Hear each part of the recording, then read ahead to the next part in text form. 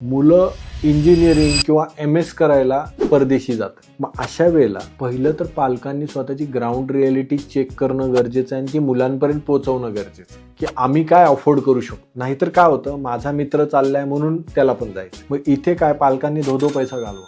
पण लक्षात घ्या, जर तिथे हे तुम्ही सगळी संपत्ती फक्त मुलाला शिक्षणावर घालत असाल तर आज अशी पण मुलं आहेत की ते अर्धवट शिक्षण करून परत भारतात येतात. दुसरी गोष्ट, काही जण तिथे स्थायिक होतात आणि त्यांच्या लाईफस्टाईलमुळे ते भारतात आई वडिलांना फायनान्शियल सपोर्ट पण देऊ शकत नाही.